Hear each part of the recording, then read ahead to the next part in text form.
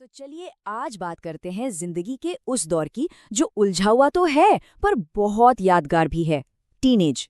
ये एक ऐसा सफर है जो बाहर से जितना मजेदार दिखता है, अंदर से उतनी ही उथल-पुथल से भरा होता है। आइए इस एनिमेटेड कहानी के जरिए इसकी परतों को खोलते हैं। हाँ, तो बात एकदम सीधी है। जैसा कहानी का ये किरदार कह रहा है, ये कोई हल्का फुल्का ख्याल नहीं है।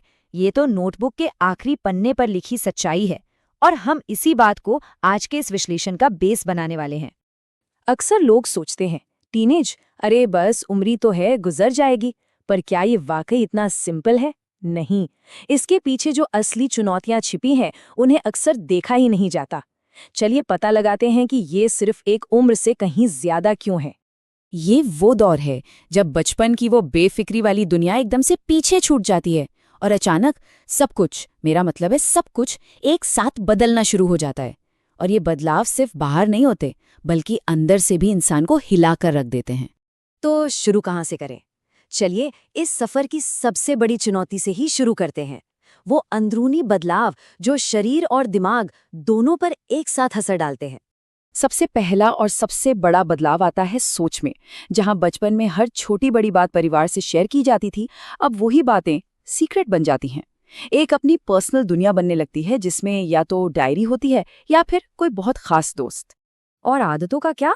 उनका तो पूछिए ही मत। वो तो जैसे पूरी की पूरी पलट जाती हैं। जैसा कि कहानी में पेरेंट्स का नजरिया दिखाया गया है, एक टीनेजर की जिंदगी बाहर वालों के लिए एक पहेली बन जाती है। उनके सोने जागने का टाइम, उनकी पसंद नापसंद, सब कुछ बदल जाता है। और फिजिकल बदलावों को कोई कैसे भूल सकता है? अचानक चेहरे पर मूछें दिखने लगती हैं, पिंपल्स का हमला हो जाता है और नींद का तो पूरा का पूरा सिस्टम ही उल्टा हो जाता है। जहां पहले रात 9 बजे नींद आती थी, अब रात के 2 या 3 बजे से पहले सोना एक टास्क बन जाता है। अब देखिए, जब अंदर इतनी उथल-पुथल मची हो तो इसका असर बाहर तो दिखेगा ही, है ना? और यहीं से कहानी में एक नया मोड़ आता है। बाहरी दुनिया का दबाव महसूस होने लगता है और कॉन्फिडेंस का एक नया ही खेल शुरू हो जाता है। ये वो मोड़ है जब पहली बार इस बात की परवाह होने लगती है कि दुनिया हमें किस नज़र से देख रही है।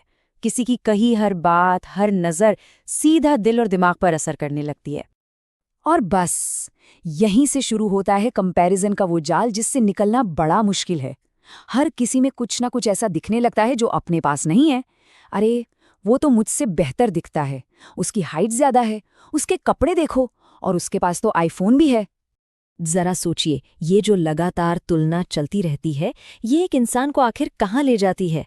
क्या होता है इसका नतीजा? नतीजा बहुत सीधा और दुखद होता है।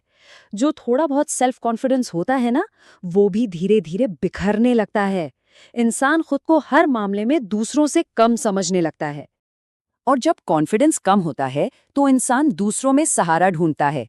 यहीं से शुरू होता है अगला पड़ाव, कूल दिखने का सामाजिक दबाव। ये एक ऐसी चुनौती है जिससे शायद ही कोई टीनेजर बच पाता है। इस दबाव को एक खास नाम दिया गया है, पीयर प्रेशर। ये एक ऐसी ताकत है जो किसी से वो काम भी करवा सकती है जो वो कभी नहीं करना चाहता, सिर्फ इसलिए ताकि वो अपने दोस्तों के ग्रुप में फिट हो सके। और ये प्रेशर एक खास रास्ते पर चलता है। शुरुआत होती है कूल दिखने की एक छोटी सी चाहत से। फिर उन लोगों से दोस्ती करने की कोशिश होती है जिन्हें कूल माना जाता है। और आखिर में उस ग्रुप का हिस्सा बने रहने के लिए वो सब करने का दबाव आता है जो शायद अकेले में कोई कभी ना करे। ये दबाव और संगत का असर कितना खतरनाक हो सकता है, इसका एक बहुत बड़ा उदाहरण इस कहानी में एक चेतावनी की तरह दिया गया है। चलिए इसे अब्बू की कहानी से समझते हैं। अब्बू एक साधारण सा कॉलेज स्टूडेंट था, लेकिन उसकी कहानी ये दिखाती है कि कैसे गलत दोस्तों की संगत किसी की पूरी जिंदगी बर्बाद कर सकती है। उसके दोस्तों ने उसे नशे की एक ऐसी लत लगा दी जिससे निकलना लगभग नामुमकिन हो गया।